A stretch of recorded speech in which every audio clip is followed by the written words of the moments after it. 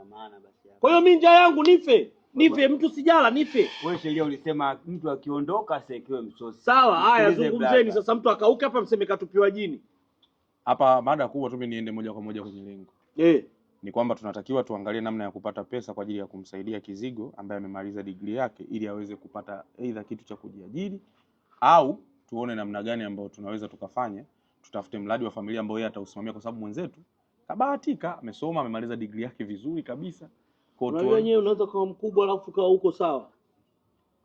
Wewe mzee ndio umeita watu kabisa kwamba message yako kubwa ile kwenye group hapa tukutane kwa sababu ya kumsaidia Kizigo. Kizigo anasaidiwa toka anasoma. Sasa hivi amepata degree amemaliza, tumsaidie tena sisi. Mdogo wetu wa mwisho. Aya, hapo mnalemaza. Afu kumbukeni mtoto wa kiume huyu. Huyu wa kiume huyu. Kama kuna namna mnamtengeneza je kwa anko shauri yenu. Nawaambia mimi nakosea. Ubaya upo.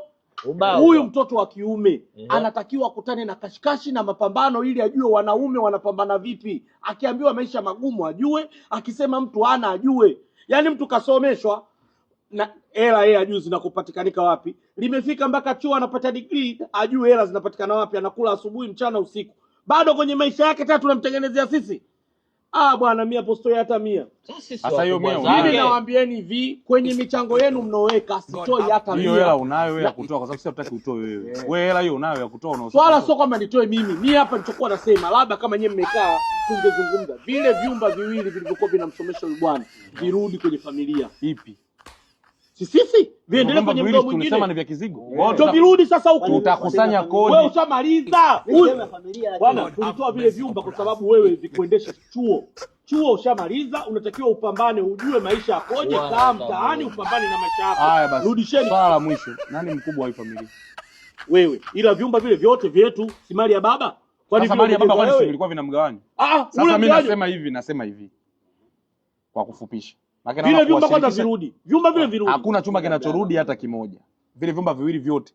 Kodi yake ya pale tutaikusanya ndani ya miezi 6. Huku Kizigo akiwa anafikiria nini atakachofanya. Afikirie nini mtu? Kwa nini mnasema mtu afikirie? Wewe unafanya nini? Mimi nilikwambia mtu analeta vurugu. Bwana mimi nasema hivi, wewe hujasoma, hakuna mtu usoma. Huyu kapata hiyo degree yake akatafute kazi. Nanga. Tunaomba utupishe basi sisi tuendelee na kikao. Wewe ndio. Sawa. Nanga. Au basi niongee mimi siongee chochote basi. Ongea mimi siongee chochote. Kwa hiyo umeshaelewa. Kwa vile vyumba vya uani vile viwili. Virudi kwanza kwenye familia. Mtoe bana huyu. Ila vyumba vingerudi kwenye familia. Wewe. Nisikilizeni, sawa? Tutakachokifanya sisi ni kwamba vile